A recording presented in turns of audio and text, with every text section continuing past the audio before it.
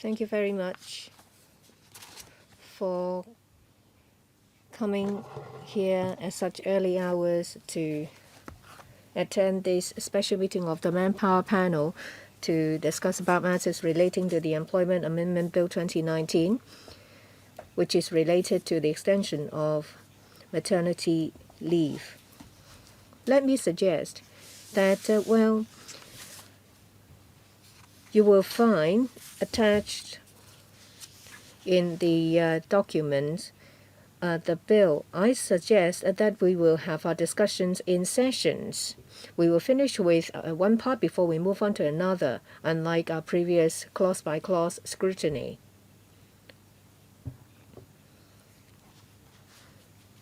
The bill will be divided into 4 parts. The first is the extension of a maternity leave by 4 weeks. That is, in relation to clauses 4 to 9 and clause 13. The second part is updating the definition of miscarriage, which is clause 3. The third part is about allowing a certificate of attendance to be accepted as proof for medical examination in relation to pregnancy, clauses 10 and 11. The fourth part is transitional and commencement arrangements. They are clauses 1 to 12 and 14. Let's do it in that order. If you have any motions or any amendments, we will deal with it after we have finished with part 4. Mr. Tommy Cheung.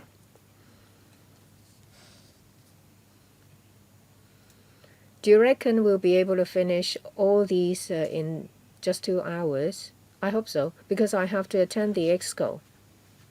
I only have one thing to ask, so I may not be able to follow that order. I will put my hand up now.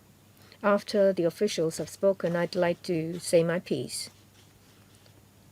Mr. Leung Yiu-chung, you want to ask questions? Right. Any other views in relation to this approach? If there are no questions, we would follow this arrangement. Follow that order and don't go back to previous parts. You can't just talk about something out of context or in vacuum. It will not be good.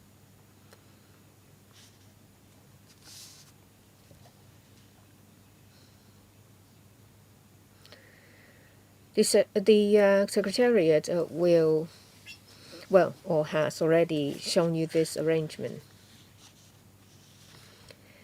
May I be given some time to go through the bill? Yes. Mr. Leung Yiu-chung? You talk about the process. In principle, I agree with it. However, you were quite rigid. You said that when we reach, say, part 2 or 3, we won't be able to go back to part 1. Don't be so rigid. We should have the flexibility to be able to go back. Well, if you have anything to add to parts that we have already gone through, maybe wait till after part 4. Be more flexible. We'll do it as far as possible. I am aware that everything is interlinked.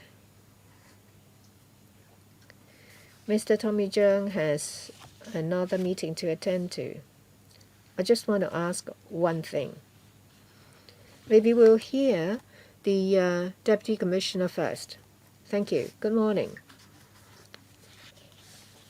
This is the Employment Amendment Bill 2019. The bill proposes to increase maternity leave from 10 weeks to 14 weeks. And in relation to the definition of miscarriage under the employment ordinance as well as prenatal checks, there are some technical amendments. First, in relation to extension of maternity leave, under the bill, we proposed an additional 4 weeks maternity leave so that the employee will be able to enjoy the additional maternity leave right after the continuous period of 10 weeks, enjoying a maternity leave pay at the rate of 4/5 of her average daily wages, subject to a ceiling of $36,822. Employers will have to pay the additional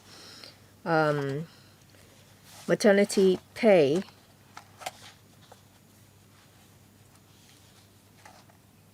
as they are required to. We set a cap of $36,822 because we have used a median monthly wage of $50,000, which is about 95% of the female employees in Hong Kong.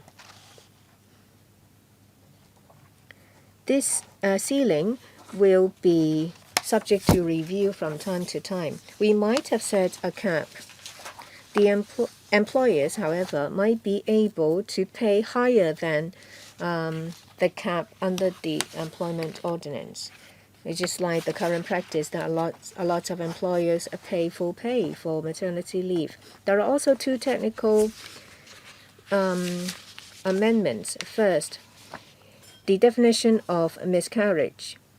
It will be changed from before 28 weeks of pregnancy to before 24 weeks of pregnancy, which will entitle a female employee whose child is incapable of survival after being born at or after 24 weeks of pregnancy to maternity leave if other conditions are met. We also propose to accept a certificate of attendance when eligible employees attend medical examination in relation to her pregnancy. She'll be able to get a sickness allowance. For the other arrangements, it will be the same as the current practice. The extension of maternity leave will allow mothers more time to take care of their newborn baby, which will have a positive effect.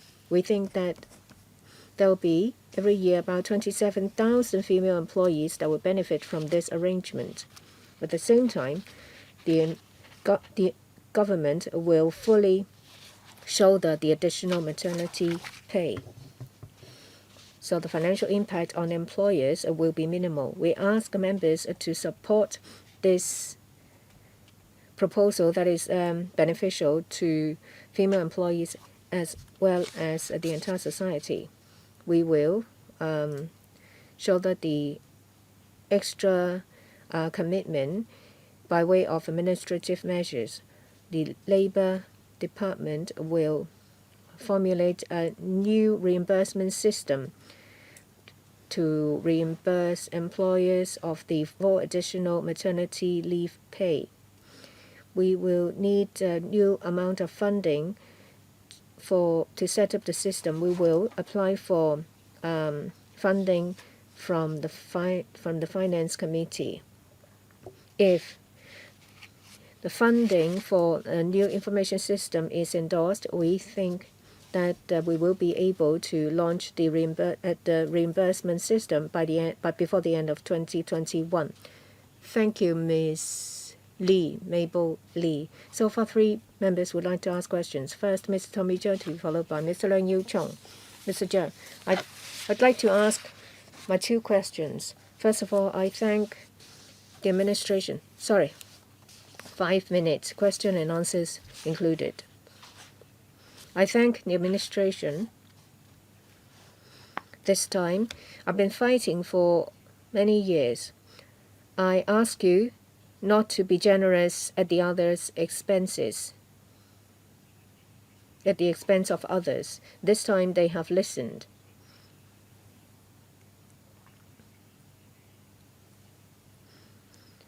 Trade unions or labor unions may have something to say about the cap. We think that it is a good thing. There is still room for us to do something to attract employees to come work with us. We may offer additional maternity leave pay above the cap. It says that 95% of female employees receive a wage of $50,000 or below. Is that correct? But if you use the female labor force as the basis, fertile women, you can use data relating to fertile women under the age of 50. Maybe that will be more meaningful. You also propose to change the definition of miscarriage to before 24 weeks of pregnancy. I'd like to ask if there is any scientific basis for the change. Previously, employers will have to pay for sick leave, pay for maternity leave if the miscarriage takes place before 28 weeks of pregnancy. You know that I have asked this question in the EXCO. What is the reason for changing the definition to before 24 weeks at this moment? Is it supported by any medical evidence?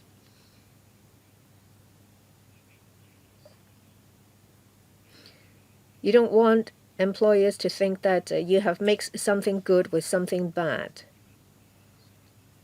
The third thing I'd like to ask, it is good that you give more maternity leave pay to employees, but don't forget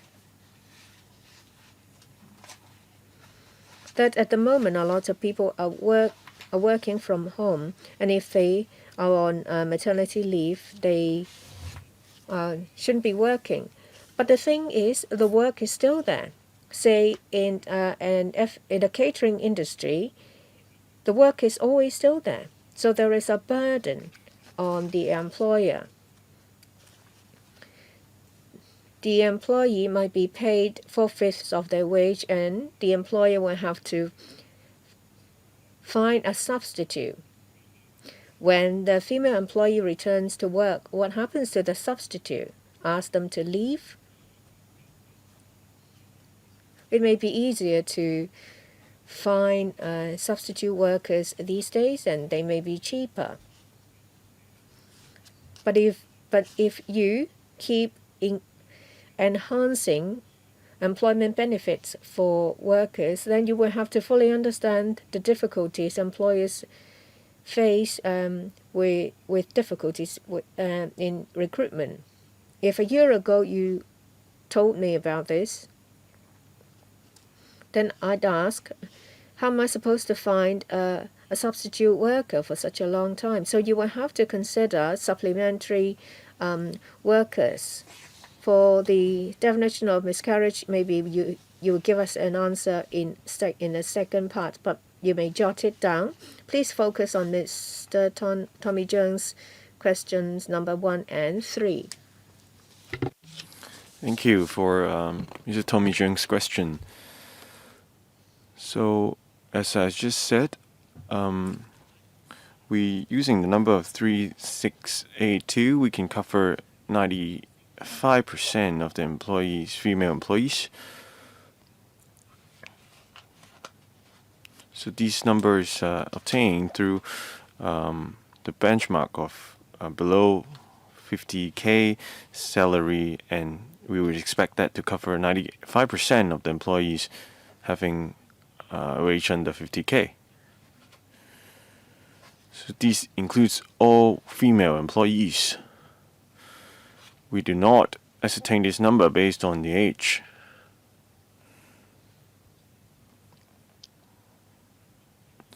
Second point, in response to the third question from Tommy Cheung. So we propose increasing the leave from 10 weeks to 14 weeks. And in making that increase, we have considered employers' concerns.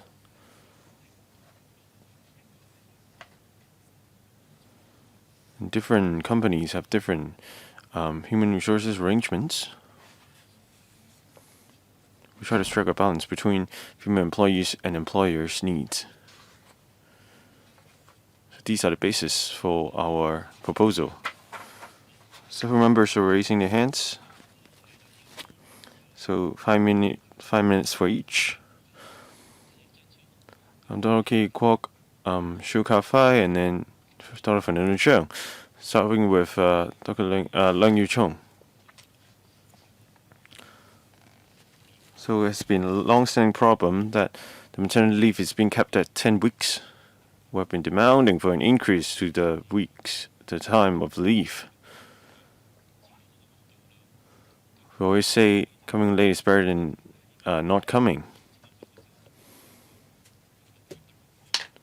I think this increase of 4 weeks from 10 to 14 weeks is quite a big leap.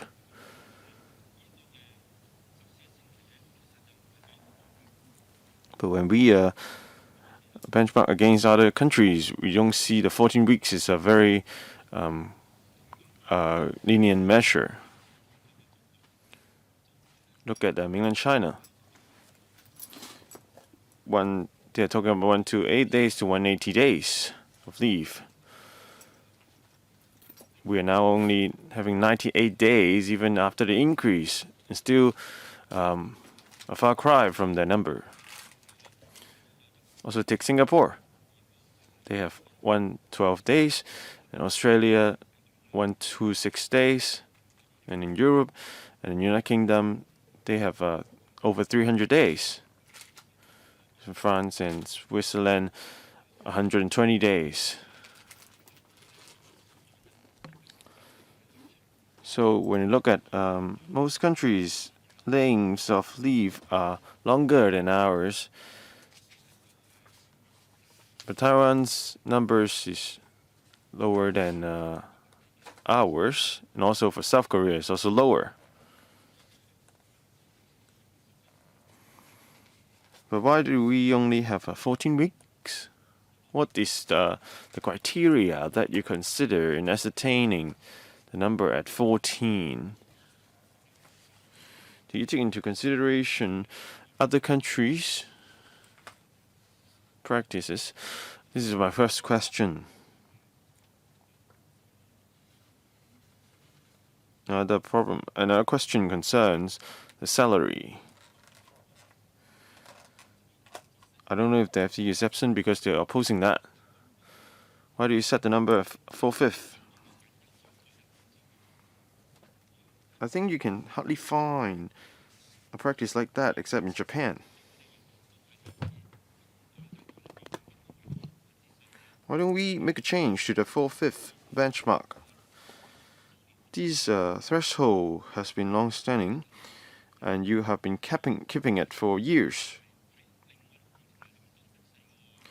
You say, with reference to other ordinances relating to employment, the benchmark is also at 4/5, so you're reluctant to make changes. For example, the sickness subsidies is also using the 4/5 threshold. Why don't we change all those benchmarks at once? No matter it's sick leave or maternity leave, if you keep the threshold at 4/5, it's a loss for employees. For example, when they go for sick leave, they have to go to the doctor and pay for the doctor's fees. But they are not being reimbursed for those fees. And for those who are pregnant, they have to also bear the obstetric services costs, but they are not reimbursed as well. So if you change the threshold, you may cover more of those expenses. Will you consider doing that? Commissioner, please. Thank you, Chairman. Two aspects of concerns are raised by Mr. Leung. First, on the threshold of 4/5 of the employees' officially wages. In December 2018, we came here to this panel. That time presented to you our suggestions and our reviews. And Assistant Commissioner Leung will comment more on that later. in terms of the length of the statutory maternity leave, we have considered the International Labour Organization standards, the ILO standards.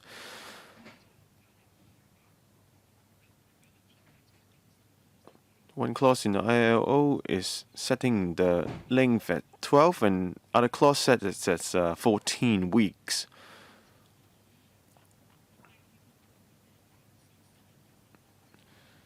And the International Labour Convention also set the threshold for ascertaining the maternity leave at 2/3 of the annual leave of the employees. Look at some countries, they only have 8 weeks of maternity leave, and some even have unpaid maternity leave.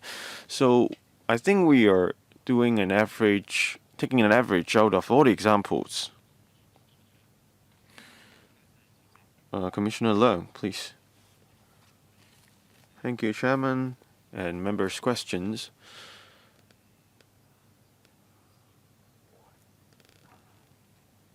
Yes, Deputy Commissioner mentioned we have considered the ILO and also the practices from other countries in ascertaining our thresholds.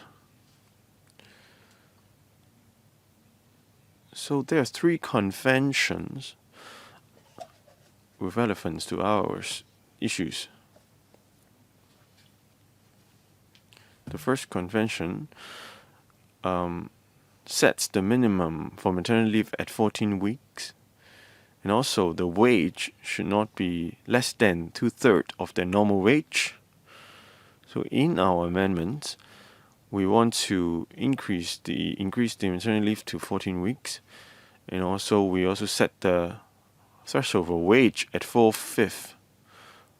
So we met and go beyond the standards set by that convention. We also consider the practices from other countries.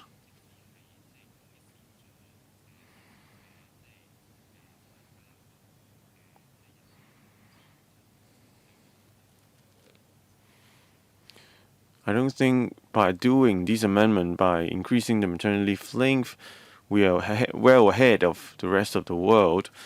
But in Singapore, they are having 16 weeks, for example. So what I want to say is, in every country, each country has its own situation, so the numbers vary. Take South Korea. The maternity leave is 90 days. And the pay is full during the maternity period. So for the first 60 days is covered by the government, and the remaining 30 days is covered by an insurance fund. And take Japan. The maternity leave is 14 weeks. But they don't have a statutory maternity leave pay. But if they participate in an employee insurance scheme, they can usually enjoy 2/3 of their wages during the maternity period. Take United Kingdom as well. They have 52 weeks of maternity leave. But in their case, it's only 2 weeks after labor would be statutory, or to say mandatory maternity leave. So all the leave before that are not mandatory. And they take 90% of their wage as the MLP. And in the last 33 weeks, they are talking about over 140 per week as their pay, or 90% of their weekly wage, whichever lower prevails. And for the final few weeks, they are unpaid. So we have taken into account the ILO and other countries' practices. So looking at our increase from 10 to 14 weeks, is a 40% increase.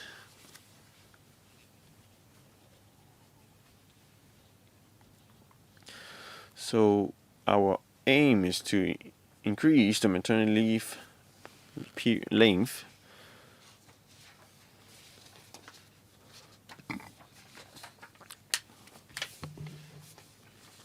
The next is Poon Chiu Peng. Thank you, Chairman. 產假咧，其實 Well, labor unions have been asking for an extension of maternity leave. When the ILOs proposed an extension, the administration refused to do anything. Now there is a proposal to extend it to 14 weeks. We welcome that. The administration will use their resources to pay for the additional 4 weeks maternity leave. In relation to the cap, you said that 95% of female employers will benefit.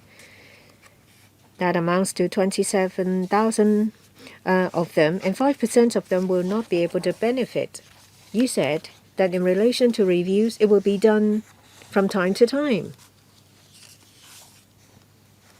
Can you actually set the time for review? Because if you just say from time to time, it means it's going to be irregular. When you consulted the Labour Advisory Board, the Labour side said that in relation to setting the cap, they have reservation. That means there is not really any consensus in relation to the cap. Last time, the Secretary said that, like other ordinances, if a member proposes an amendment, what will the administration do regarding the cap? What goes through your mind at this stage? I hope that, Mr. Poon, you will be able to move a CSA in the council meeting, and we hope that it will be completed. It will be passed this year. Dear Deputy Commissioner, Mr. Poon is right. We have not set the frequency or the time frame for a review of the cap.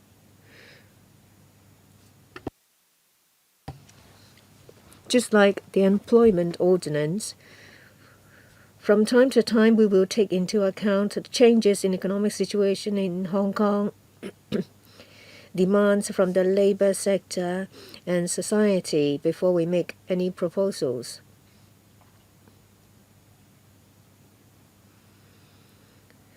We have introduced the bill to the LegCo. We haven't got any experience yet, so we will not write it into the bill to give us more flexibility. It depends on the experience after the bill is passed. So we have no plans to write the review period into the legislation. Currently, we propose a cap of $36,822. It's just like the LegCo brief as well as my presentation. We have taken into account the number of female employees receiving a wage of $50,000 or below. This will cover 95% of them. We think this is an appropriate level. So we will keep this level in the bill.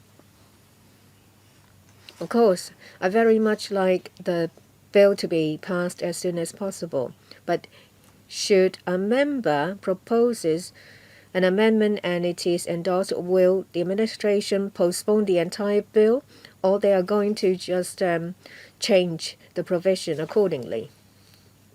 At this point of time, we are unable to give a clear-cut answer. It depends on the views we will receive. So we can't say that it will be shelved or otherwise. We will take an appropriate action. Next, Dr. Kokaki. How many years have we been waiting for this bill? It was 1975 when there was 10 weeks. If it goes according to schedule, it will be 2022. So it's about 50 years for the government to extend the maternity leave period to and a period that is similar to international standard. It is really shameful. It was proposed in 2018 policy address, and they've waited for 4 years. Don't blame the LegCo for delaying matters.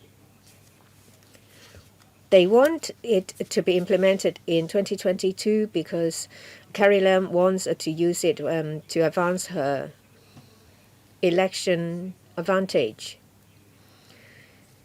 We've been waiting for 48 years back in 2018. Now you ask us to wait for another 4 years. The business sector is not going to pay for the additional pay. And some people in the business sector even say that, well, even if we don't have to pay, we will complain that it affects us. I think it is really unscrupulous of them. They don't have to put their hands in their pocket for the additional pay, and they say such careless things. If you think that this bill is so important, why did you not introduce it earlier? You could have introduced it at the beginning of 2019 when it was mentioned in the 2018 policy address. If this bill is passed, can you implement it earlier, say 2021, when you make them available? Well, and now you say that they are going to pay out about $400 million. Well, no matter what Paul Chen and his officials are incompetent, they said that they're going to pay out $10,000 at around July. For the $9,000 pay, it will be dispersed in around June. What stops the government from making that available earlier?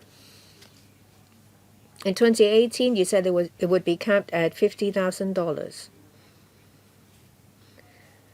Well, the people affected comes from different sectors and stratum of society. Some of them are from the sandwich class, and they have to pay a lot for their children's education and mortgage.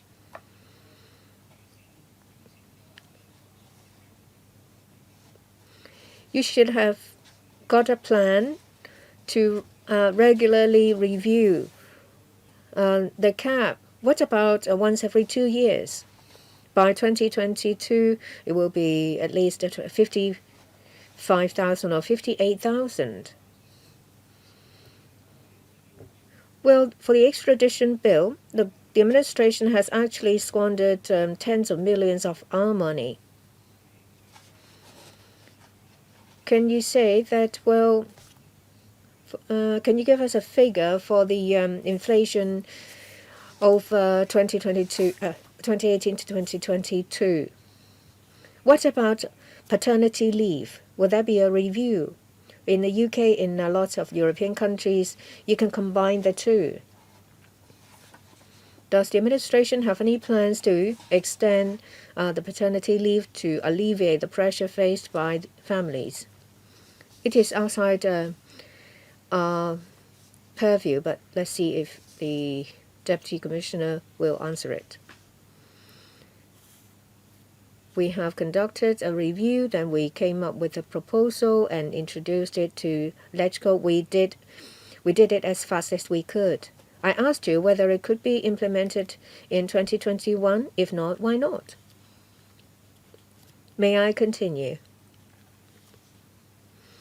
In 2018, when we made the proposal to the panel on Manpower, we said that we'd like to do it as soon as possible, and we would like to introduce the bill by the end of 2019. In October last year, we gazetted the bill.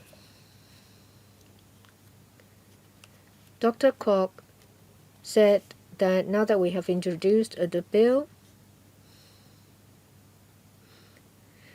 and we will make a funding application for the disbursement system. At the beginning of the year, we have consulted the manual on manpower in relation to the information system. The panel agreed that we might make the proposal to the Finance Committee. We're still waiting for the Finance Committee's approval. After we have received the funding, we will have to go through the process of developing the system. If the funding application can be approved within this term of LegCo, and we will be able to launch the reimbursement system before the end of 2021. What about paternity leave? We have completed the review. We have consulted the panel on manpower. We have introduced a bill at the beginning of last year. The paternity leave was improved and increased to 5 days. Indeed, there are some economies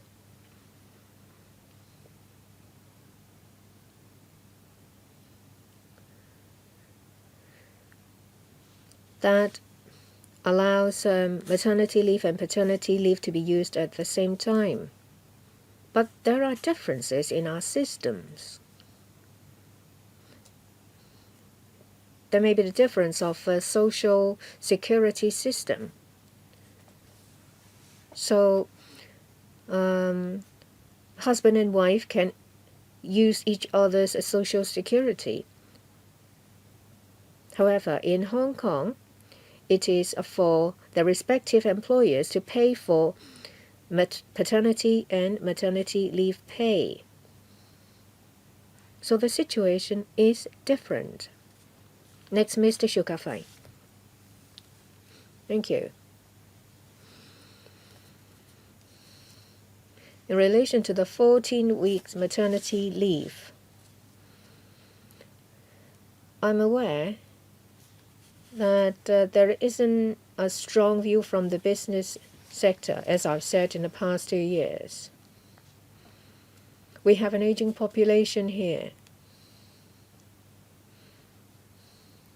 We have one of the lowest children population in the world.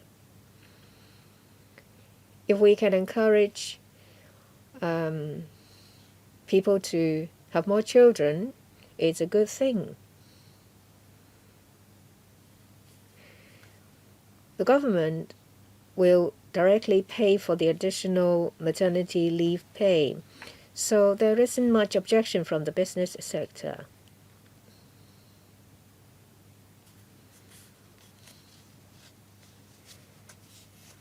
And businesses, a lot of them would like to see this bill passed as soon as possible.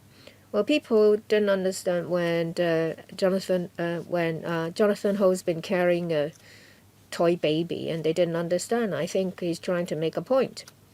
Dr. Fernando Zhang is very angry, but he hasn't spoken yet. Oh, sorry. It was Dr. Kokaki. He was quite worked up, complaining that it's taken such a long time. But he said that he would like it to be put in place in 2021, and the government agreed. Well, the House Committee is in chaos. Do you think that is anything to do with the delay of this bill? Thank you, Chairman. My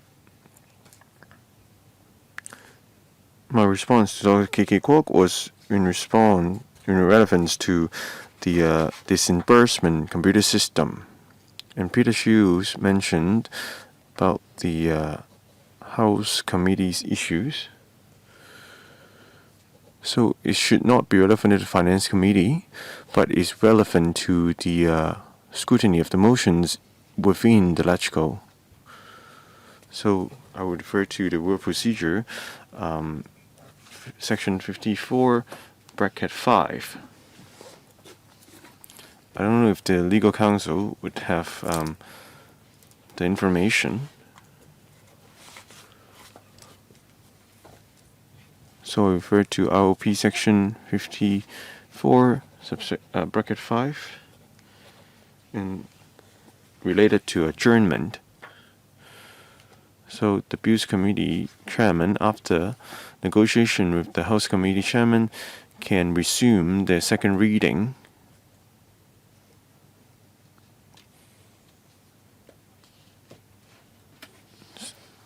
So for this bill, before resuming the second reading, Chairman, you should negotiate with the House Committee Chairman,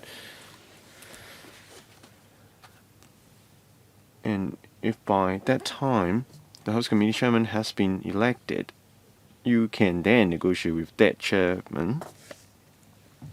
And if in this term the Chairman of House Committee has not been elected, we will consult Chairman of the LegCo, the President of LegCo, to know of the procedures that should follow.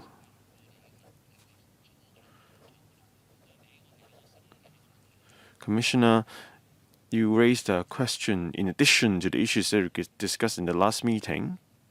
So we have to consult President Leung. I don't know how the Secretary will handle the issue. It's only up to Secretary Law to decide on this issue. Chairman, because of the standstill in the House Committee, we are experiencing delays in our panel's scrutiny as well. Everyone here, I hope, would be willing to finish this discussion within this term. So we and this administration have to do our best to make it passed within this term.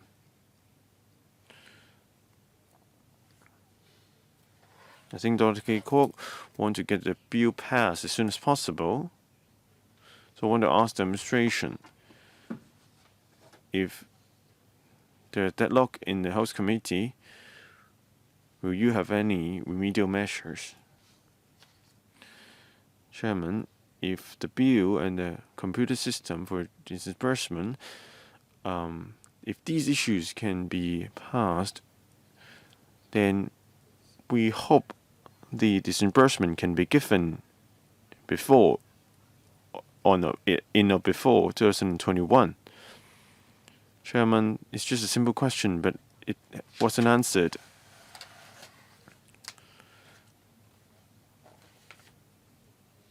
If government is willing to pass it in 2021, Dr. Kwok should consult his party members to solve the standstill in House Committee. Dr. Fernando Cheung, Michael Luke, and Elizabeth Kwok, and the second round would have Leung Yu-chung, starting with Dr. Fernando Cheung. Chairman, the extension of maternity leave from 10 weeks to 14 weeks, I think everybody would be willing to do it. There may be hesitation from employers, though. The government is now bearing the responsibility of paying those additional pay.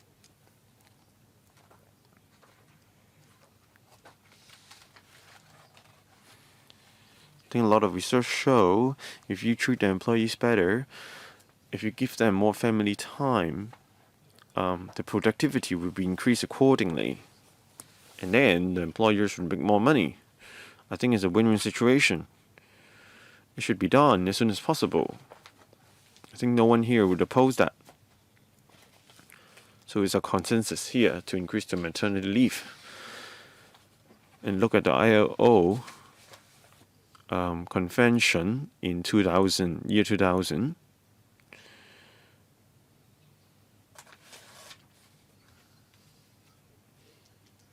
So according to the convention, the minimum of maternity leave should be 14 weeks, along with 2/3 of the pay being covered for that period.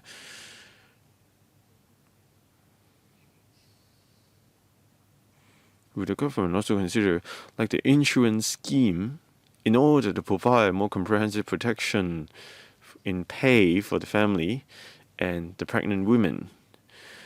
In year 2000, the ILO has already passed that convention. Why do we do it only after 2 decades?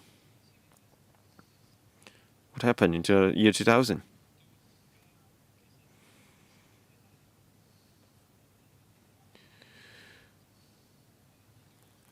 To now, the Labour and Welfare Bureau, as you understand, Deputy Commissioner, what have we done in this period of 2 decades? Another question. Why don't you consider using a social security or social insurance scheme?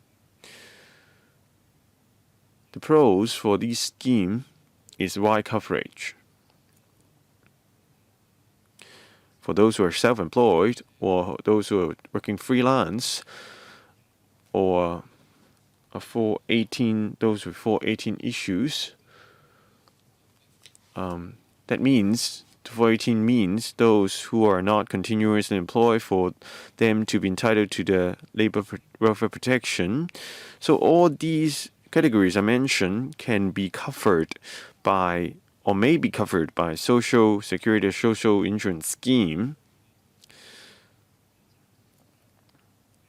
In some foreign countries, they use a disability insurance. For example, in the States, they don't have maternity leave, but they use it. They protect the pregnant women alternatively through the disability insurance. So, Commissioner, please tell us what research has you done in respect of those.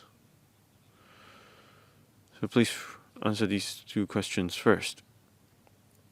I don't think pregnancy is a disability, but please respond. 183 of that convention.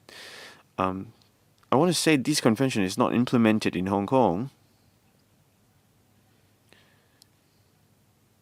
And since the year 2000, we have made progresses in enhancing labor welfare protection. And the protection covers not only maternity pay or leave, it also encompasses other rights of the labor. We have been making progresses. For example, take paternity leave. It's one of the improvement we have made. And also the SMW is implemented in 2011. So it's also one of the granular picture of how we have been improving labor welfare. But in that process, we have to consider the employers and the employees' interests, and also the socio-economic situations in society. So we have been doing things. In response to your second question, if it has to be in the form of a social insurance, it will be a completely different thing from a statutory framework. For example, the long service payment, paternity leave, maternity leave pay, all these are paid out by the employers instead of being paid out of a fund or insurance scheme. If you are doing an insurance scheme, employers have to make contributions, and government may also have to bear part of the expenses. So that social insurance scheme would be a fundamental change and is radically different from what we're talking about. Chairman, she's been talking for a while but hasn't answered my question. I asked what research has been done on the social insurance proposal. I don't need you to tell me the difference between social insurance and a statutory framework. Maybe I clarify them. First question, why haven't you done things in the past 2 decades? Second, why don't you just make a social insurance to cover all the labor needs? First question I've already answered. We have done things in the past 2 decades.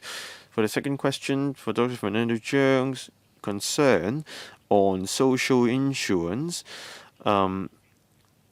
I don't think we have conducted any research for social insurance.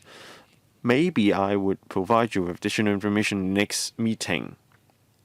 Michael Luke, Elizabeth Kwok, Aaron Kwok, and Leung Yu Chung. Thank you, Chairman. We've been fighting 3 decades for the increase in maternity leave.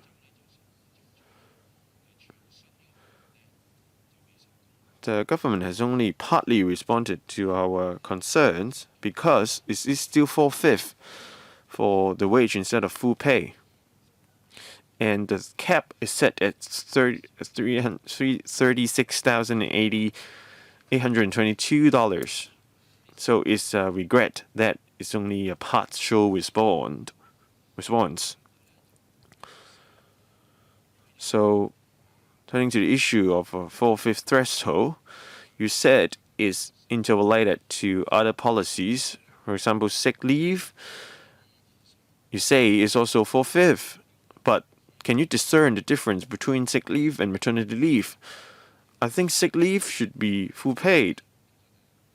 Even I do so for my own subordinates or colleagues. I think giving birth is a significant contribution made by women, is a necessary progress for civilization of humans.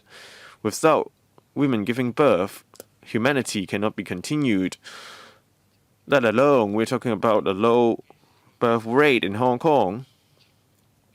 So how can you draw the equivalence between sick leave and maternity leave? Second, can the government make sure the employers will have the expenses increase because of these increased maternity leave?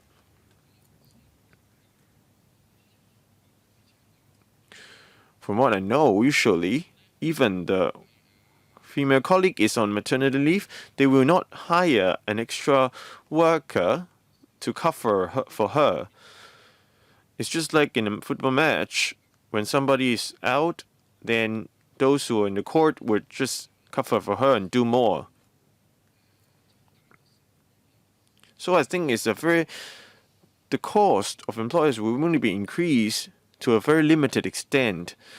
So do you have the exact information or data to show us the employers have a real increase in expenses on wages, for example, because of the increase in maternity leave? Deputy Commissioner, in relation to maternity leave pay, we propose to maintain it at the same level. We have supplied information, say for example, at the level proposed by the ILO, the International Labour Organization, and reference drawn from other economies. The Assistant Commissioner may supplement. So it is not simply because we wanted to be the same level as sick leave allowance. Well, I don't have any data about businesses not having to employ an extra pair of hands. It depends on the nature of the business. It may be one from the service industry. They need to maintain the same level of manpower, but I don't have data as to the percentage of employers who have to employ replacement workers and the percentage of those who do not need to do so. I think the Deputy Commissioner has circumvented my question about the concept. How do we see the value of women giving birth, and what resources we should make available to them? Of course, the ILO proposal is just a reference. We have to take into consideration our situation. Well, before you reach that level, you say that what they suggest is only for reference only, and after you have reached that level, you say we have already reached that target. If you haven't conducted any survey, please don't talk about costs to the business sector. I understand that for 90% of over 90% of the business sector, they don't have to hire extra staff. Anything to add? In December 2018, when we submitted the paper for the review of maternity leave to the panel, we have supplied information about the standard of the ILO as well as the practice of overseas jurisdictions, and we have taken them into account. Mr. Kwok Wai Kang, I think I have to say it every single time, because the House Committee has gone to a halt, and because the House Committee has been hijacked, we did not have a chance to discuss it. Mr. Jonathan Ho, you yourself asked for this to be directly dealt with in a council meeting, but there was not enough vote. And we asked to have a discussion in the panel on manpower as a special meeting. There was a sufficient vote. That's why we were able to do it. Otherwise, we would not even have a chance to discuss it, because the Democrats want us to burn with them. The proposal in front of us is a consensus reached at the Labour Advisory Board. There is sufficient support from both sides for it to be passed. In relation to the additional 4 weeks to be paid by the government, pitched at 4/5 of the wages, as the administration said, and we have already said that we ask for, as Mr. Michael Look said, we want full pay. I don't know if you recall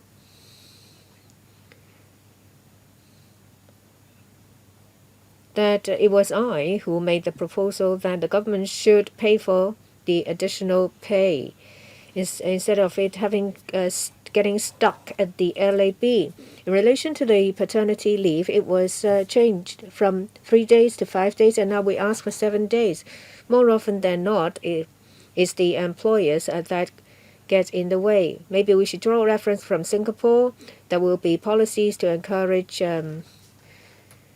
giving birth, and at the same time there will be arrangements in place to help.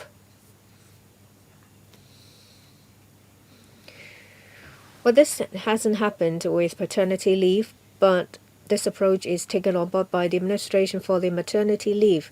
I hope that the same should be done to the paternity leave, and to increase it to 7 days. About the additional 4 weeks, some members asked why. Back in 2017, there was research done by the LegCo. It was an analysis on maternity leave in different jurisdictions. Hong Kong actually is the minority, is of a lower level, less than 12 weeks out of over 300 countries. Just 10 or 20% of them have lower than 12 weeks. Some others will be as long as 14, 16 weeks, or as long as 1 year. Well, I don't know whether it's because they want to save some face, or for whatever reason they finally increase it to 14 weeks. In any event, I think that is worth doing as soon as possible.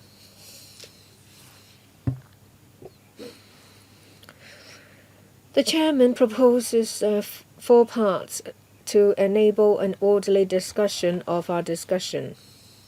I support it. I think in the end it boils down to whether you want it or not, and the fact that we want it to be implemented as soon as possible. It was done with great difficulty that we finally get a discussion in the panel. We hope that this will be implemented as soon as possible to benefit the public. Anything to add? No. Thank you.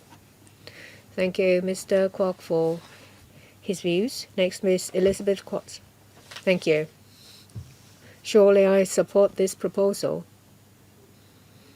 The Women's Commission under the DAB over the years think that the administration has been neglecting women's well-being, and there isn't much discussion on issues relating to women. I hope that they will change their approach and will have more discussions and more policies relating to women. In Hong Kong, the maternity leave is always one of the shorter ones compared to the rest of the world. Now there is the extension. I think it is a small step, but it's better than nothing at all. The leave paid is pitched at 4/5 and subject to a cap. It was capped at 50,000. I don't understand why it's capped at 50,000 as the monthly salary. They said that this level covers 95% of female employees in Hong Kong. Then I'd like to ask, why can't you cover the 5%?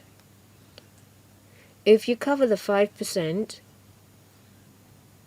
if you have to spend much more money, how much? Is there objection from the employer's side? And why? We think that this cap affects female employees earning a wage above $50,000. This is disadvantageous to them. If we talk about encouraging women to give birth, then there should be equal treatment. How come that you penalize younger women who earns a higher wage? I don't understand. Can you tell me why? Deputy Commissioner, we have talked about the cap. I'll now defer to Mr. Leung to give a detailed explanation about the reason.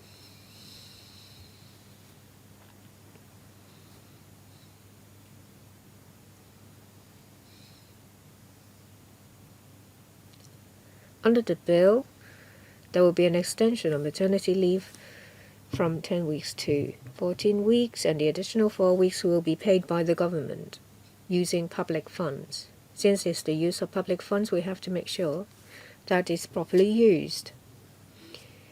If there is no cap on the reimbursement amount,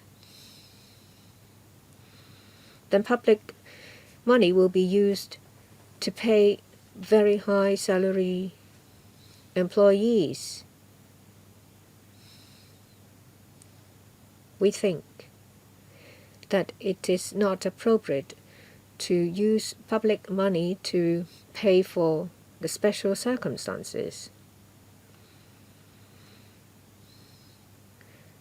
The cap under the bill covers majority of female employees.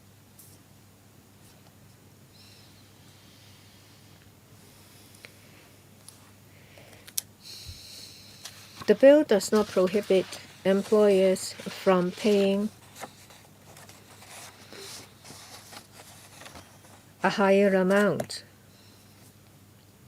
Ms. Kwok mentioned about the difference without the cap. we have made an estimate using 2018 data. If there is no cap, the commitment for the additional 4 weeks' pay will amount to $475 million compared to with a pay there will be an additional $30 million, because with the cap there will be $445 million. As I said, since it involves the use of public money, we would exercise caution. That's why we set a cap. The cap covers the majority of female employees. I still think that it is very unfair to the 5%. We were not talking about a significant amount. Have government officials consulted the EOC, the Equal Opportunities Commission? Deputy Commissioner.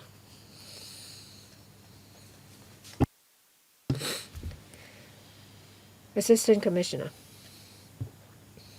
Before we finalize the proposal, we have consulted Women's Commission as well as the Family Council. We have also sought legal advice. We believe that the cap meets all the requirements. Of course, the premise is that it should cover the majority of female employees.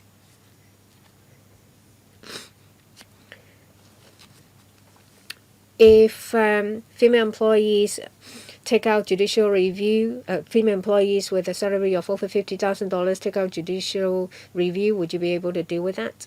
I think it's premature to say that.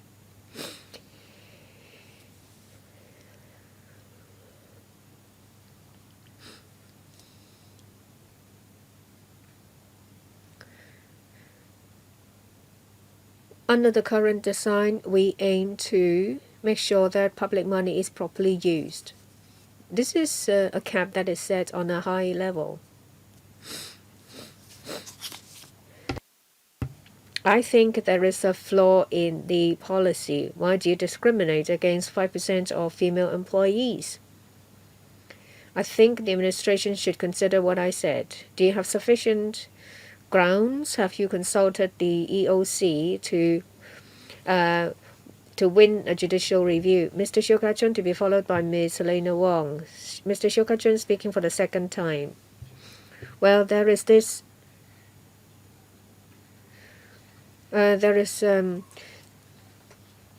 consensus in the LAB. There will be an additional 4 weeks of maternity leave. The government will pay for the additional maternity leave pay capped at $36,822.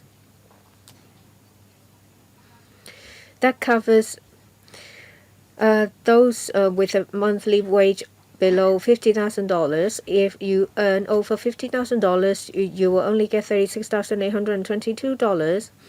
Well, you said that there is consensus in the LAB. I think it's again a matter of whether you want it or not. Either you take it or leave it. Well, there is another consensus. 2021 is too late.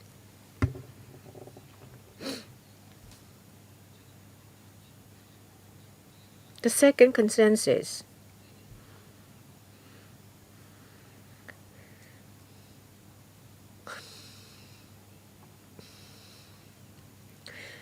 You now pitch it at 4/5.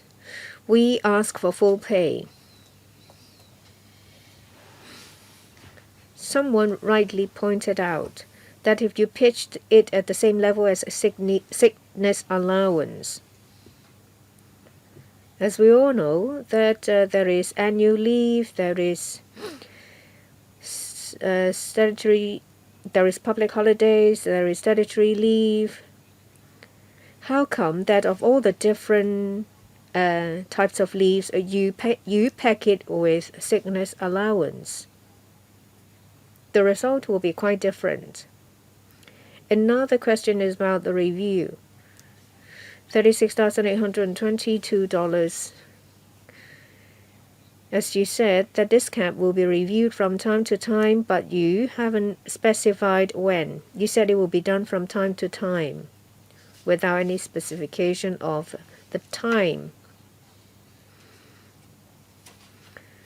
Can you tell us when you will do a review? Do we have to stage more protests and question you why you haven't reviewed it over a long period of time?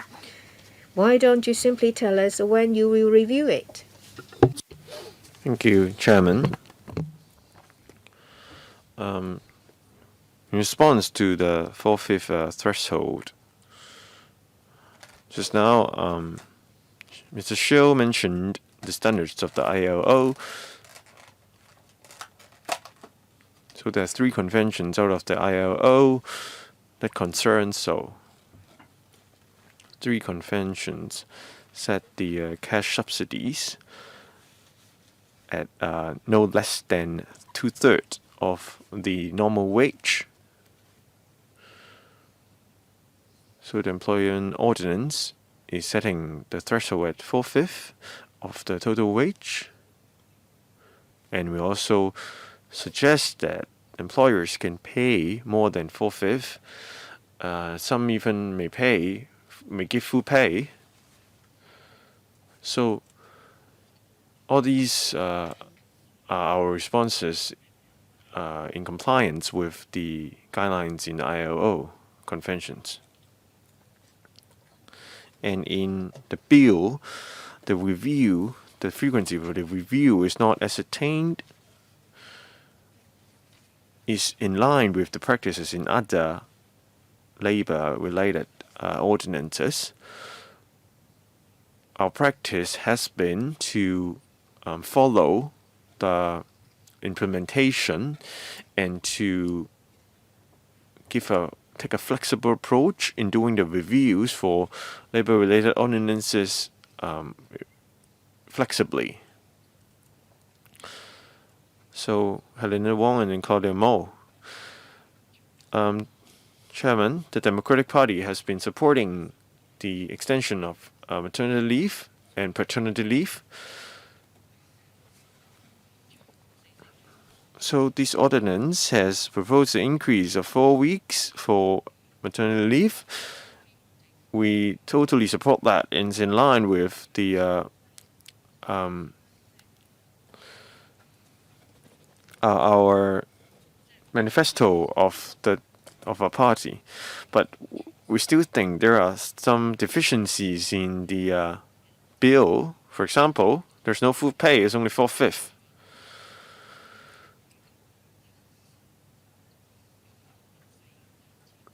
You mentioned the ILO standard sets it at 2/3, and now you're doing 4/5. You think you're above and beyond that standard. We're talking about paternity leave extension for decades. And we're talking about full pay for many years, but you have been sticking to 4/5 for as long as I can remember. Does the administration has insufficient funds or resources to make it full pay?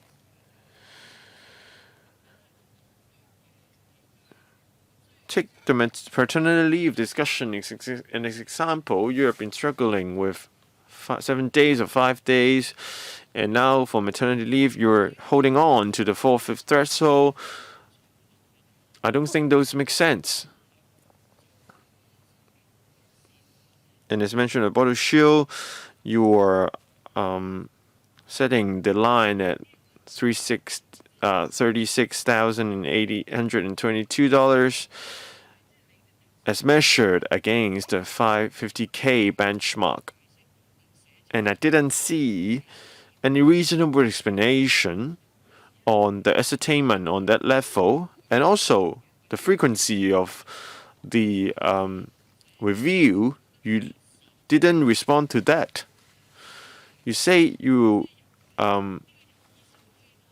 irregularly review the mechanism. And that's very fake wording.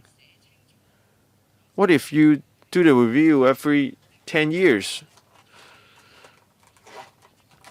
From the perspectives of members and the public, you should give us a clear wording so that we know review will be in sight.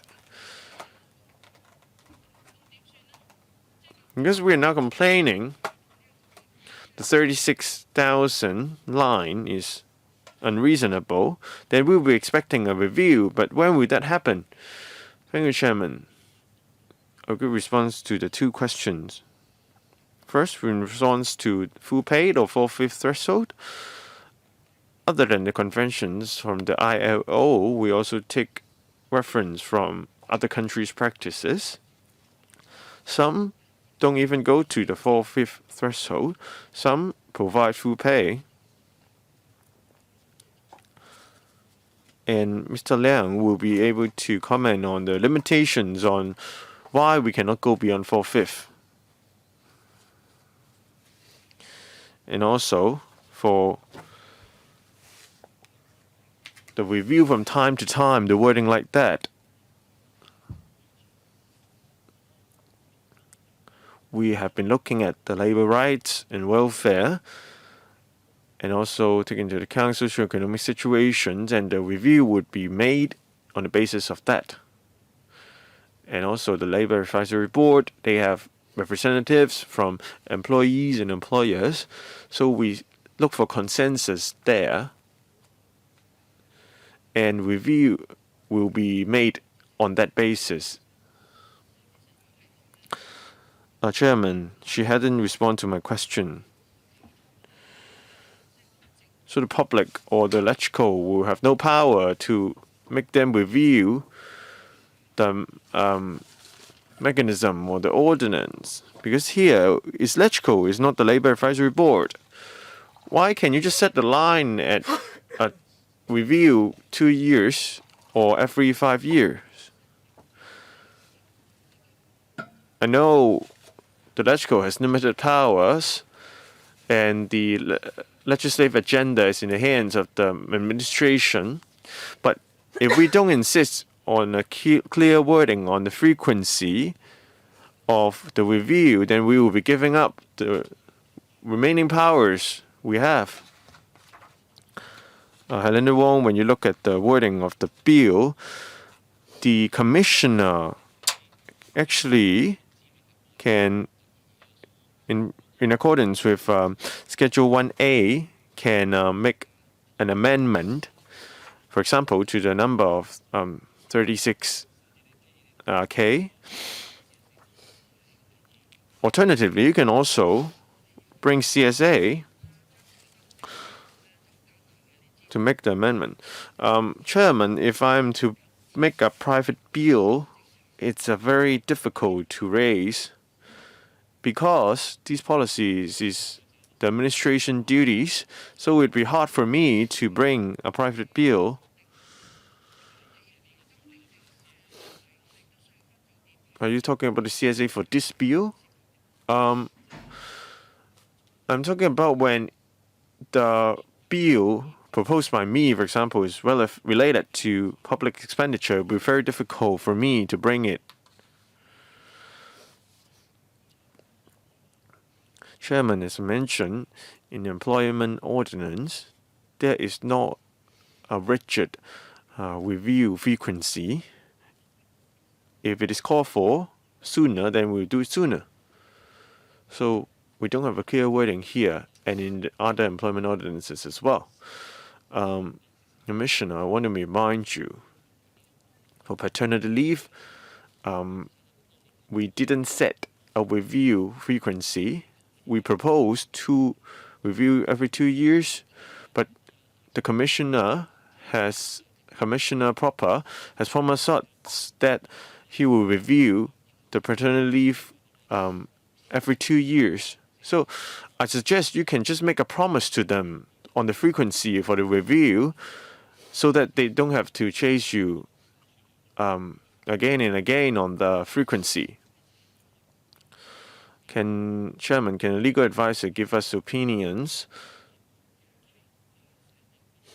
Can he advise on the frequency of review of the cap on the MLP? Legal advisor, do we have the power to make such an amendment which is in harmony with the passing of the bill? Chairman, please give me some time to dig out the information. Helena Wong, can we give some time to the legal advisor and we defer to Collier Mo first? In the second round, we still have Leung Yu Chung and Dr. Fernando Zheng. Thank you, Chairman.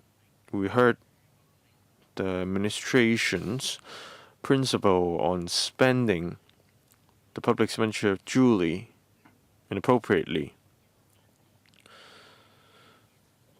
You keep talking about you're trying to save money, but it's just 31 million. It's not a big deal.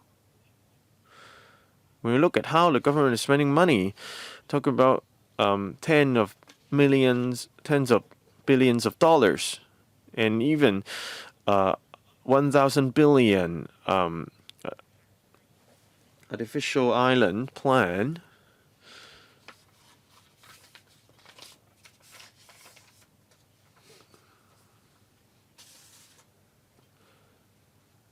Even so, now you're getting an increase of 1 month to the maternity leave. Nobody would oppose that.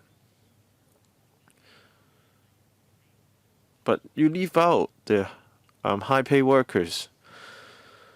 In nowadays society, even those who are about 40 can give birth. So you just leave out the 5% of highly paid workers. You said everyone is equal before the law, and then it's a natural need for humans to give birth. So with these legal principle and also human nature, you still say is there only 95% you can cover.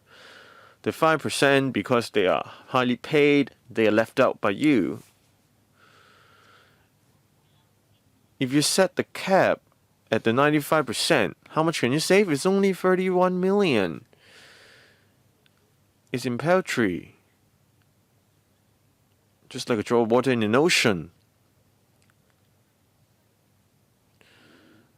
Can you really reconsider the cap of 95%? That's my first question. Second, on the review frequency. We're talking about the mechanism of delegated legislation, and is the negative vetting mechanism.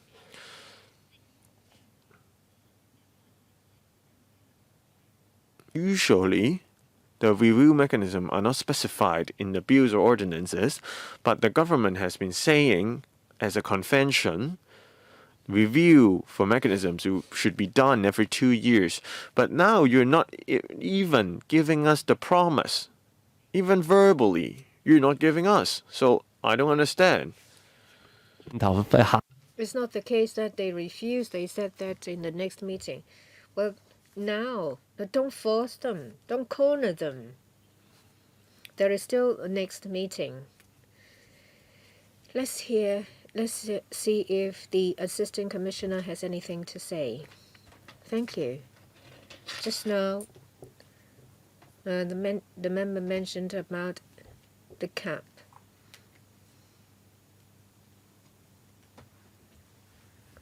It's not about the monetary figure. It's about careful use of public money. He's just repeating himself. I criticize something that they have said, and he simply repeats what he said. It's a waste of time. Assistant Commissioner, any direct reply in relation to Ms. Mo's criticism? I don't have anything to add. I'd like to say that in relation to the review period,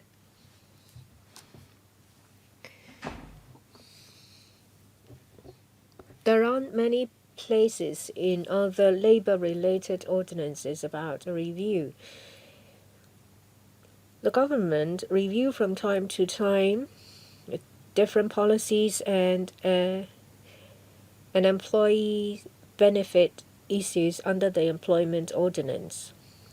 The member mentioned about paternity leave, and from time to time there are other amendments, legislative amendments.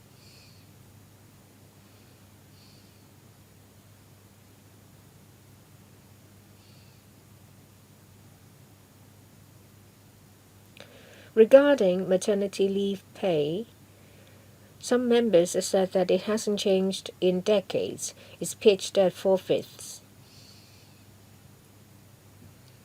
Let me add that when we first introduced maternity pay, it was pitched at 2/3. And in 1995, it was increased from 2/3 to 4/5. So there was a change. In relation to overseas situations,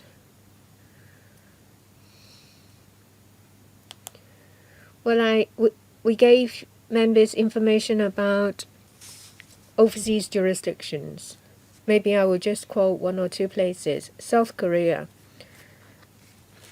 Maternity leave is 90 days, about 12 to 13 weeks.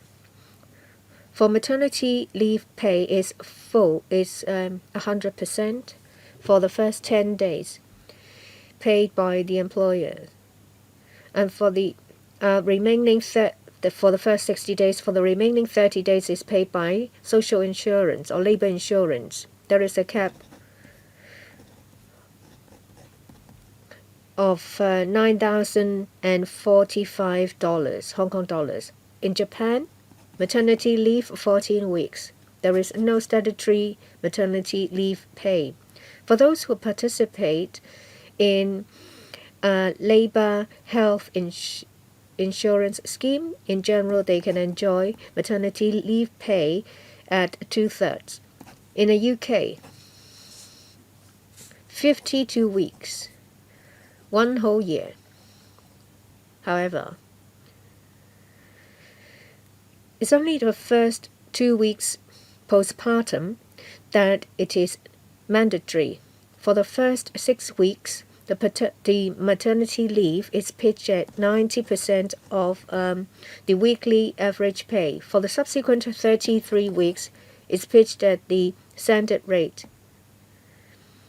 It's about 1,600 Hong Kong dollars per week, or 90% of the weekly pay, whichever is lower.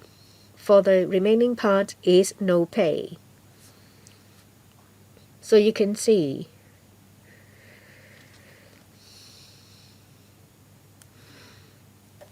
that not every jurisdiction offers full pay for maternity leave. Sorry, I have a criticism. Well, there's no supplement for the first question and an answer later for the second question, and then they cherry pick what they'd like to answer. If you're not happy, wait for the second round. We have Mr. Leung Yu Chung and Dr. Fernando Zhang. Before that, we ask the legal advisor to reply to Ms. Helena Wong's question. Thank you. And thank you for the time.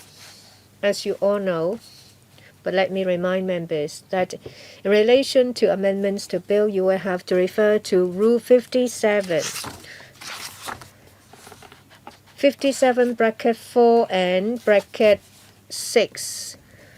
Under 4, that the provisions will have to be within the scope of the bill,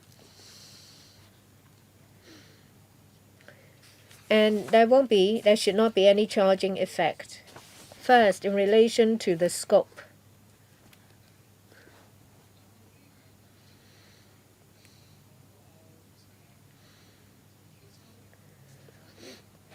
when the President decides whether the proposed amendment can be accepted, they will look at it into context, all the information, brief, the electrical brief, justification provided by the member, wording of the bill and amendments proposed by the administration. This is only a preliminary suggestion. Ms. Helena Wong said that she would like to add a provision specifying that the administration will conduct a review once every year or 2 years.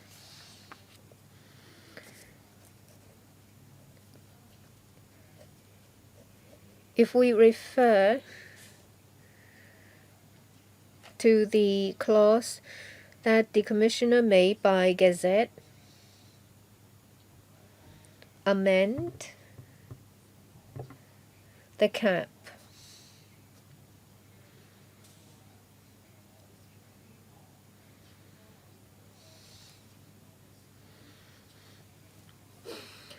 and if they say that they want to have a review, and then the Commissioner will decide whether to have a review. If the President accepts that point of view, this is only this may be an option. It's an amendment on a minor point, but it depends on the administration's stance and views. About the charging effect, what I can see is if the review is written into the bill, say once every year or 2 years, will the administration require additional resources or manpower to do that? How much will that be? We don't know. We'll have to wait for an answer from the administration. If there is such expenditure, then the President will have to decide whether these are substantial expenditure before he decides whether there is a charging effect of the proposed amendment. We'll see if the administration can give us information to show whether it will involve the additional use of resources or not. We have till past. Dr. Fernando Zhang and Mr. Leung Yiu-chung has been waiting for a very long time. And there is also Mr. Andrew Wen.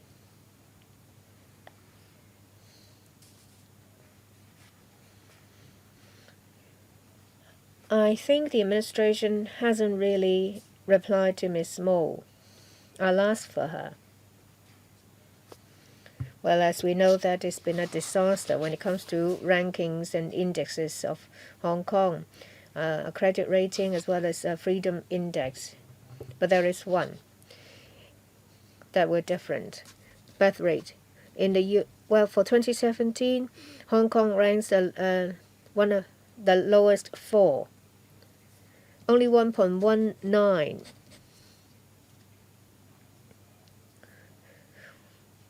Well, the government's been sounding the alarm bell for a very long time, saying that there is a problem. Back in Donald Tsang's days, they said that, well, there will be incentives for people to give birth. For every additional child, there will be tax allowance. There is an objective need to try to encourage people to have children. If full pay is available for 14 weeks, it would involve about $275 million. So the overall commitment is about 750 commitment. Why does the administration try to save $300 million to tackle an aging population as well as shrinking birth rate? I'm not going to repeat what Ms. Mo has said about pouring money down the drain. I've just given you a very good justification. There is great incentive to increase population. You only have to pay $300 million. It's a very small amount. Why not?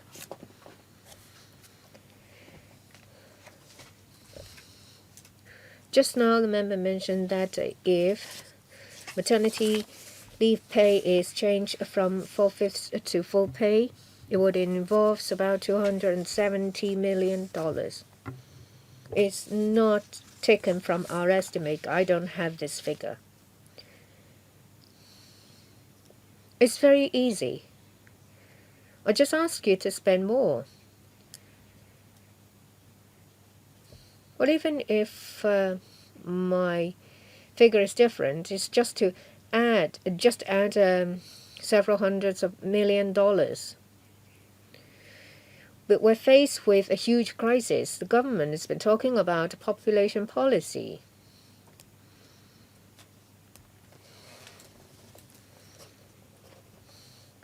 Well, I have to first clarify the concept. Why do they try to save pittance when they can use that to resolve a huge problem? For the current 10-week maternity leave pay is paid by the employer. We have not made any proposals to amend that under the bill. If we change the maternity leave pay for the existing 10 weeks from 4/5 to full pay, well, it falls outside the scope of the bill. Who is going to pay for that? We propose that for the additional 4 weeks, the government will, by way of reimbursement, pay the employer. For the first 10 weeks, if it's changed from 4/5 to full pay, then we have to discuss who is going to foot the bill. If it is the employer, then we will have to look at the impact on them. Was I not clear? I asked why the government will not shoulder the additional responsibility. For the 4 weeks, you pay less than $300 million. She wasn't answering me. What Mr. Wen said is that there is no need to change the law. You just increase the figure in your system. You just pay out more.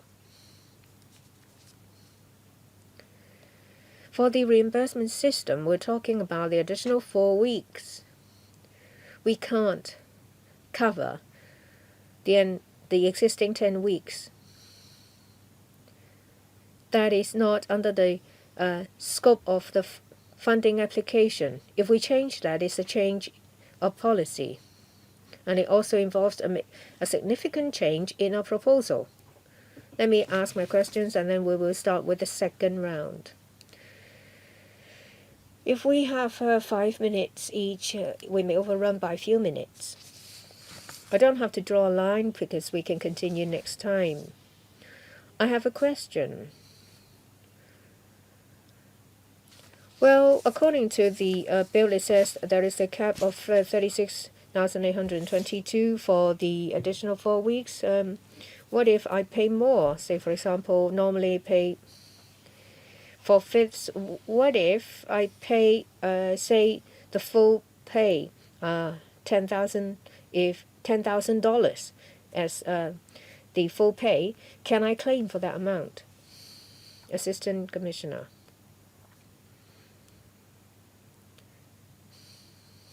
The provisions under the bill is based on the employee's wages.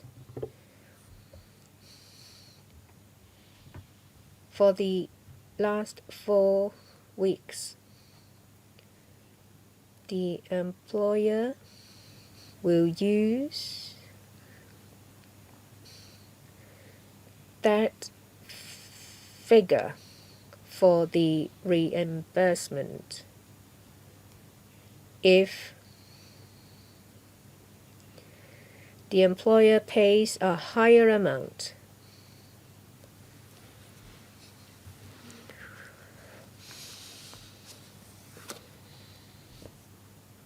can he claim for the extra amount under the reimbursement system? We will forward the view to the unit responsible for the reimbursement system. To give us an answer, we'll need time. But what about under the law? Can they do that? The reimbursement arrangement is not written in the bill.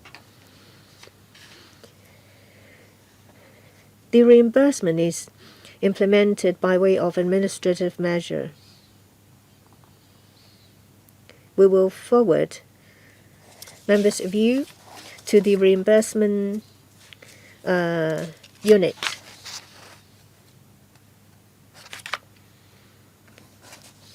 In the bill, there are no provisions about the reimbursement. Second round, Mr. Leung Yu Chong, Dr. Fernando Zhang, and Ms. Helena Wong. Just now, Mr. Michael Look said that the FTU has been fighting for 14 weeks and full pay for many years. I'd like to say that 1984, when I was district councillor of Kwiting, I asked for an amendment for the 4 weeks pre-partum and 6 weeks postpartum and 2/3. Now the administration has introduced a minor change. The pay is pitched at 4/5. Protection for women has been weak. It seems that the administration refused to do anything about it. They said they would review it from time to time. But it's been 30 years after when they introduced this minor amendment.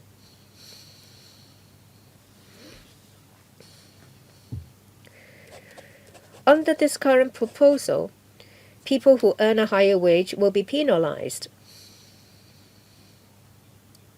because they won't get better protection. So there is a penalty here. How else are you going to call it?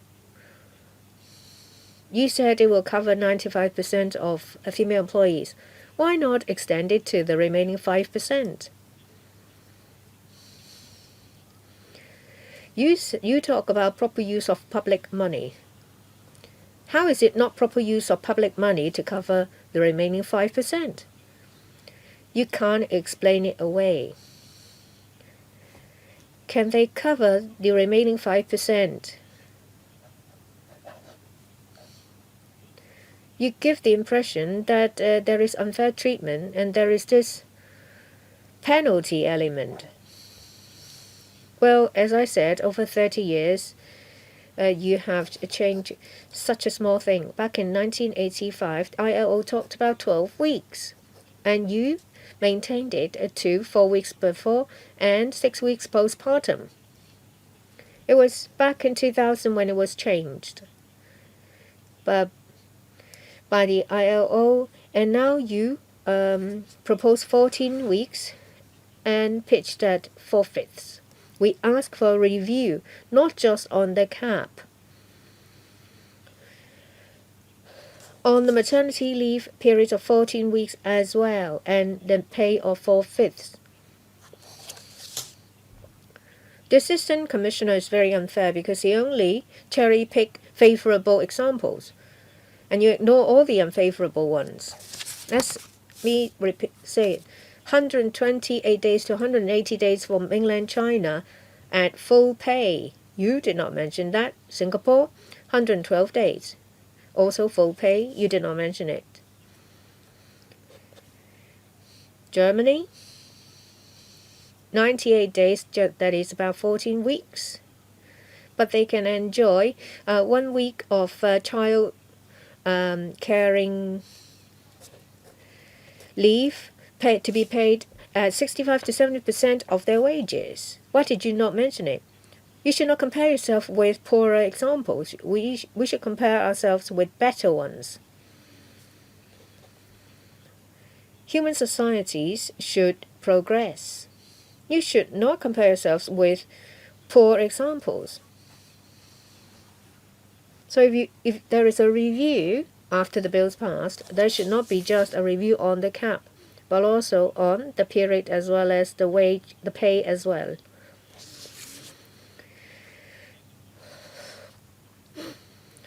Well, parent-child relationship is very important. So child caring leave is something that you should consider. You should give more time for the parents to have to spend with their child. You keep talking about a review from time to time. As someone said, it means no review at all. You need to review on a number of things, a comprehensive review after the bill's passed, so that society can progress. Well, let me hear some answers first. Well, let me correct Mr. Leung Yu Chong. We are part of China, so we're not as good. We're not doing as well as mainland China. Two additional comments. First, when he mentioned 1982, there is only one change from 10 to 14 weeks. But there are actually more protection for pregnant women. For example, we legislate to prevent dangerous work performed by pregnant women. It's all after 1982. So this is the first comment. Second, economies differ. In Hong Kong, the employees' benefits are wholly borne by employers. In mainland China, it's different. They have an insurance scheme. So you can see how differences lie in different economies. So we cannot draw a clear-cut line that crosses across all economies. I make some procedural arrangements first. We still have Dr. Fernand Zheng and Helena Wong, and other questions will be left to the next meeting. So after the questions, I will tell you the arrangements for the next meetings. Chairman, many members said the progress is further slow. As early as in 2000, they have the convention made by the ILO to set the minimum at 14 weeks. So why do we have to take 20 years to make that improvement? Commissioner said there have been improvements made, but they are not related to maternity leave. According to Secretary Law's blog, your boss, his blog pointed out 83% of the African countries have longer maternity leave than Hong Kong. So even he said Hong Kong is being left behind in maternity leave. So don't try to argue with him. As Bodo Shiu has said, we are taking some because it's better than none, but it's not a good practice. You are just you're always giving us like partial plans or remedial measures, and we should not just take it. Like now, we're demanding full pays and the removal of the cap on the wage coverage. And also on the review frequency. Now the wording is from time to time. So all these issues are our concerns. And we try to urge you to make changes accordingly. You try to spend money carefully, so you are reluctant to concede to our full pay suggestion. You say for some aristocracy in the working population, if you are providing full pay, then you will be overcompensating them, or you will be compensating those who don't need your help.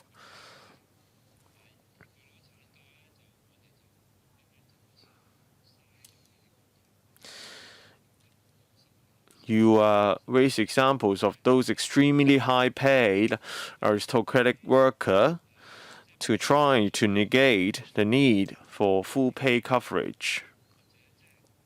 And you're happy with your 95% coverage. You leave out the 5% of the female working population. The median household income in Hong Kong is around 19K. So what about the 95 percentile for that figure? In alignment with your principle, you should draw the line at that point, 95 percentile of the household income. If we have that number, they can provide you with that. If not, we'll give you in the next meeting. Chairman, we're on the same front with the members in trying to push forward the passing of this bill so that the scheme and the disbursement scheme can be launched expectedly in 2021.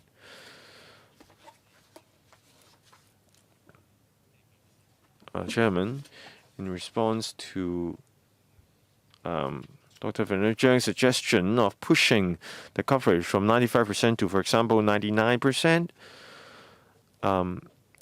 the 95 percentile of the household income, we're talking about $99,600.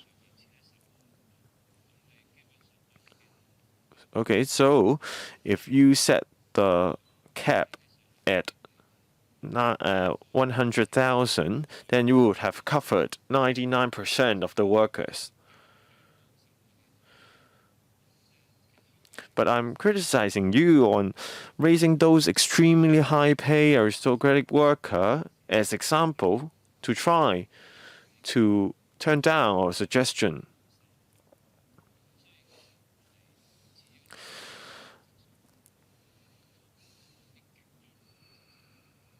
I think the ascertainment of the cap and the level of that is unreasonable. Helena Wong. Very quickly, Chairman. Following up from the comment of the legal advisor, I hope he can provide us with more information in the next meetings.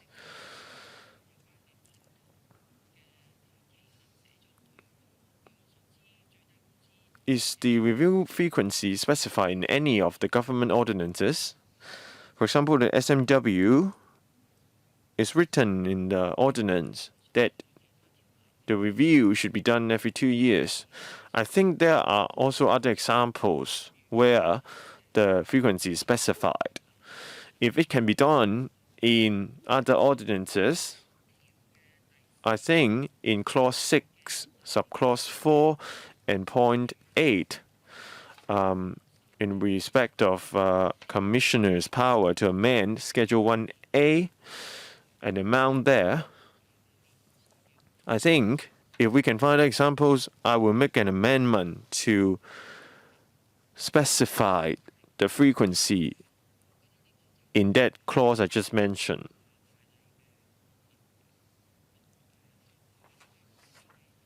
I think this amendment will be in line with the spirit of the whole bill.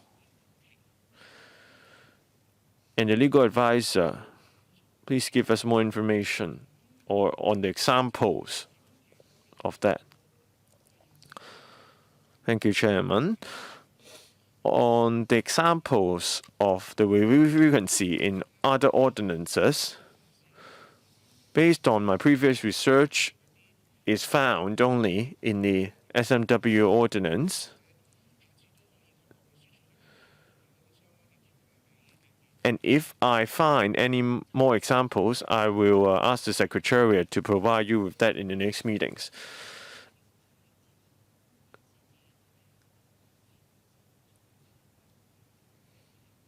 And Chairman, if I'm to propose an amendment, will it be done after the clause-by-clause scrutiny?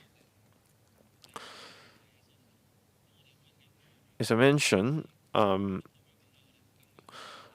after we pass the Employment Ordinance Bill, right now we just discussed clauses 4, 5, 6, 7, 8, 9, and 13. So what I want to say is, any amendments that want to be made through this panel will be taken, all the amendments will be taken in this panel after the clause-by-clause scrutiny. So if you are proposing here, it's after clause-by-clause, but also you can do it in the council meeting by way of CSA. Motions will be put after our items A, B, C, D, and it will be due in one go. It will be handled in one go.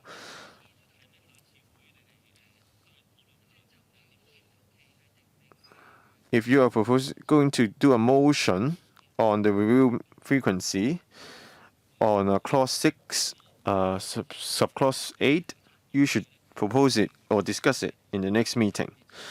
Time is almost up.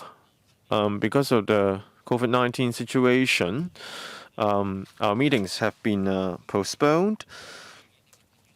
I hope we can submit a report to President as soon as possible. The next meeting proposed date is 12th of May, 8:30 a.m. If the next meeting is not enough, I would try to schedule another additional one.